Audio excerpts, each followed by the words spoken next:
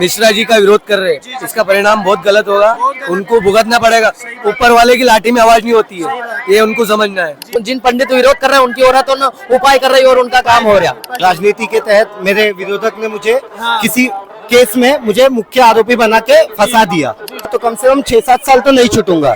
लेकिन मेरे माँ बाप ने रोज शिव मंदिर जाते थे और 2 दिन बाद मेरी बेल हुई। श्री शिवाय नमस्तु भैया। श्री शिवाय नमस्ते। कहाँ से आए भैया आप? कल्याण से आया हूँ। कल्याण कौन से? महाराष्ट्र से आए? क्या बात है भैया, काफी दूर से आए, तो इतनी पब्लिक में भी आप आए, कैसा लग रहा है आपको? बहुत अच्छा लग रहा है कि मैं यहाँ पे पहली बार आया हूँ। जी जी। मैं आज तक सिर्फ टीवी के माध्यम से, आस्था चैनल के माध्यम से, फेसबुक यूट्यूब के माध्यम से श्री पंडित जी प्रदीप मिश्रा जी का सत्संग ये सब सुनता था। आज पहली बार यहाँ पर आके मुझे बहुत अच्छा लग रहा है। जी जी। उम्मीद से ज्यादा आज कांवड़ यात्री यहाँ काफी पे पब्लिक है। मैं बता रहा हूँ आप लोगों को, मैं अभी मेरा घर 10 किलोमीटर पीछे, शायद आप लोगों की गाड़ी वहीं पे रुकी होगी, जाम से वहां से डाइवर्ट कर रहा है। मतलब हाँ 12 किलो वहीं से पैदल आए ना।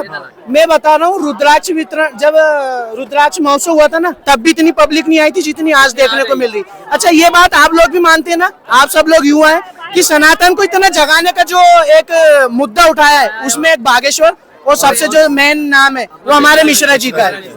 आप कहाँ से आए भैया? मैं उज्जैन से आया हूँ। अच्छा, आप हमारे यहीं उज्जैन से आए। मैं भी यहीं का हूँ, एमपी का ही हूँ। आप भैया? उज्जैन से आया हूँ। तो आप भी सुनते कथा? मैं 2021 से जुड़ा हूँ गुरु जी। 2021 से आप जुड़े हुए हैं?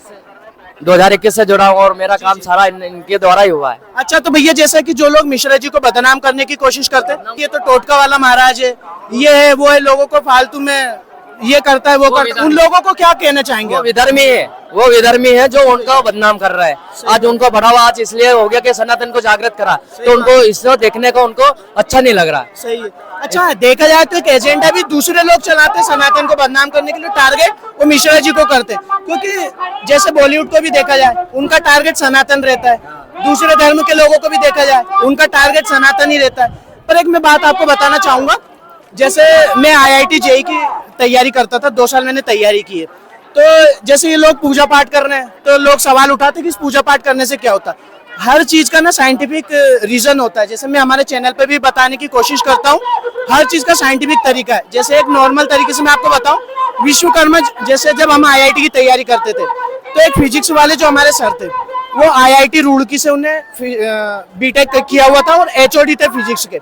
वो लोग उन लोगों ने हमें बताया कि विश्वकर्मा जी ने जो अपना पुष्पक विमान बनाया था, जो वो पुष्पक विमान न उसमें इंजन था, न कोई ईंधन था, और जगह भी ऐसी थी कि जितने लोग बैठते वो उतना बड़ा हो जाता, उतना छोटा हो जाता, कोई टेक्नोलॉजी नहीं थी। तो हमारे सर बताते थे कि वो 6 नियम थे, कि 6 नियम के आधार पर हम जिधर हाथ करते थे उधर वो पुष्पक विमान उड़ता था। तो सनातन के वो विज्ञान के बस की बात नहीं है कि वो सनातन को प्रूव कर पाए, क्योंकि आज विज्ञान तो ये मानता है कि बिना ईंधन के आप चल नहीं सकते। इलेक्ट्रिक गाड़ियां हैं, उसमें भी बैटरी के माध्यम से ऊर्जा मिलेगी तब गाड़ी चलेगी, लेकिन पुष्पक विमान में क्या था? ऐसा कुछ भी नहीं था।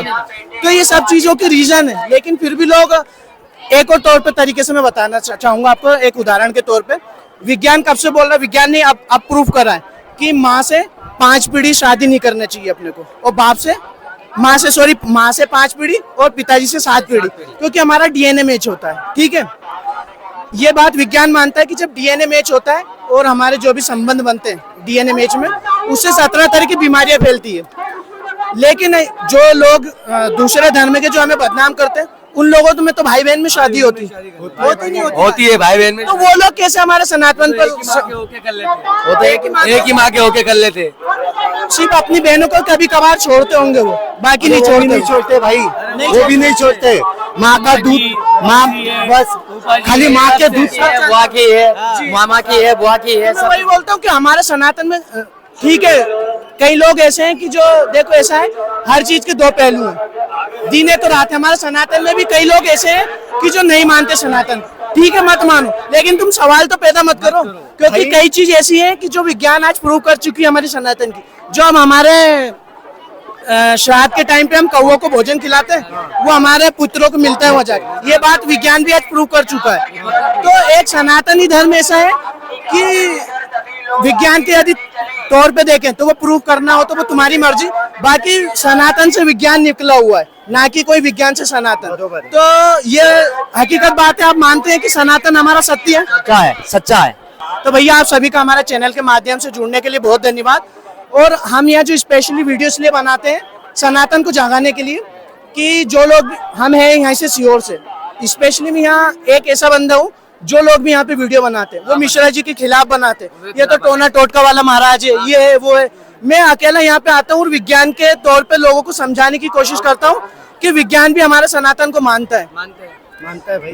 तो आप सभी लोग का बहुत बहुत धन्यवाद हमारे चैनल सीहोर वालों को भी बोलना चाहूंगा कि थोड़ा इनकी पहचान करो। जी बिल्कुल, जिसने इनकी पहचान करी वो तर गया और मैं तरा हूँ, मेरे को बहुत फर्क पड़ा। अभी जैसे मैंने कथा में एक अंकल का इंटरव्यू लिया, सागर के थे वो, उन्होंने बताया कि शादी के कुछ टाइम बाद उनके लड़के का एक्सीडेंट हो गया, डॉक्टर ने डायरेक्ट डेड बॉडी उनके हाथ में दे दी, बोले इसका पोस्टमार्टम करेंगे, देखना हो तो देख लो। अब ऐसी कंडीशन में सोचो आदमी का दिमाग क्या काम करेगा, रोने के अलावा कुछ नहीं आएगा और कुछ समझ नहीं पड़ेगी उन्हें। लेकिन वो सबसे पहले शिव मंदिर गए, बाबा को एक लोटा जल चढ़ाया, वहां से थोड़ा सा जल झेल के लाए और उनके बच्चे के ऊपर थोड़ा सा जल का छिड़काव करा। वो वीडियो हमारे चैनल पे डाला हुआ है, आप खुद देखिएगा।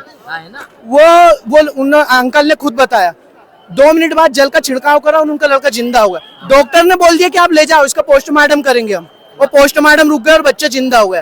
तो फिर विज्ञान के तौर पर विज्ञान से कहाँ प्रूव करोगे तुम? हमारे विज्ञान में कहीं से कहीं तक संभव ही नहीं है कि मरा हुआ व्यक्ति जीवित हो जाए, ये सिर्फ हमारे सनातन में ही है। एक लोटा जल का कमाल है और कुछ नहीं है। जिसे श्रद्धा, भगवान को सिर्फ श्रद्धा और विश्वास चाहिए हमारे पे, वो हमसे कुछ मांगता नहीं है, उसने हमेशा हमें दिया ही है। सही बात है।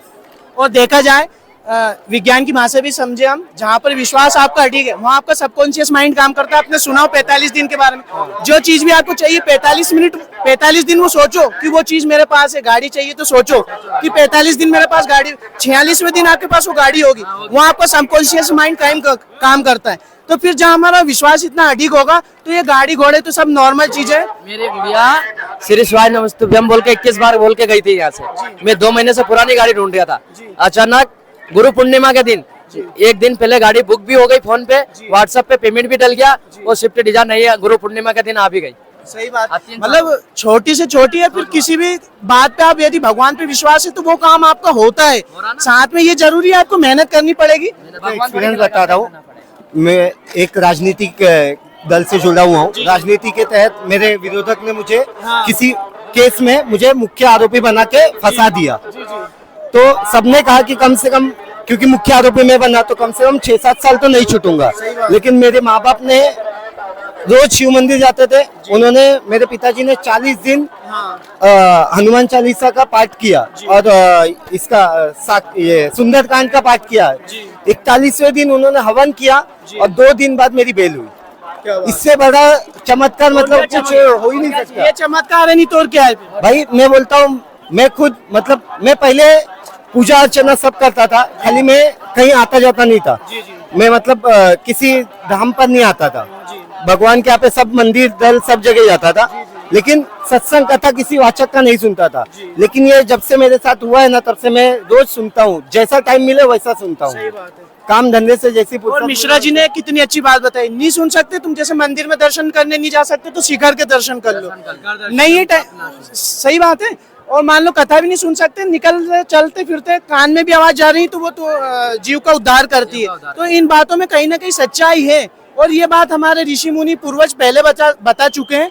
हम माने या ना माने, ये आप लोगों की एक बोल सकते हैं आपका मन है, जो मानेगा उसके साथ चमत्कार हो रहे हैं। नहीं मानोगे तो मैं तो डायरेक्ट बोलूंगा तुम्हारी मूर्खता है, क्योंकि आज ना कल तुम्हें सनातन की तरफ आना ही पड़ेगा। आज आप वृंदावन में जाइए, पूरे रशियन लोग राधे कृष्ण और कितने अच्छे तरीके से मानते हैं, वो मानते हैं। और एक विज्ञान, जैसे अब हम अपन गाय को घर में रख ले तो लोग अपने को क्या बोलेंगे, अरे यार ये तो अनपढ़ है भैया, गाय गोबर में पड़ा रहता है। आज कुत्ते को रखेगा तो कोई नहीं बोलेगा। कुत्ते को, भाई यहाँ तो कुत्ते, अमेरिका में जाओ सुअर को लेके घूमते और वहाँ लेटरिंग नहीं करा सकते, तुम सुअर को एक बैग लेके साथ में घूमते हो, वो सुअर की लेटरिंग हाथ में झेलते हैं वो लोग।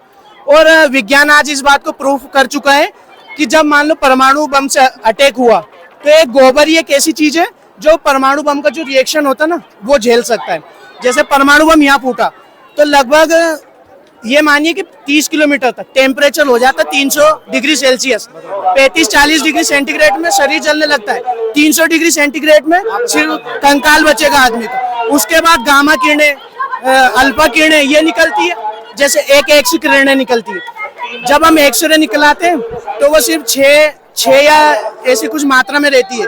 तो जब 150 या 200 मात्रा में वो एक सी किरणें निकलेंगी तो शरीर का क्या हाल करेंगी। मतलब 200, 250, 300 किलोमीटर तक का एरिया सफा कर देती है कि इंसान नहीं बच सकता।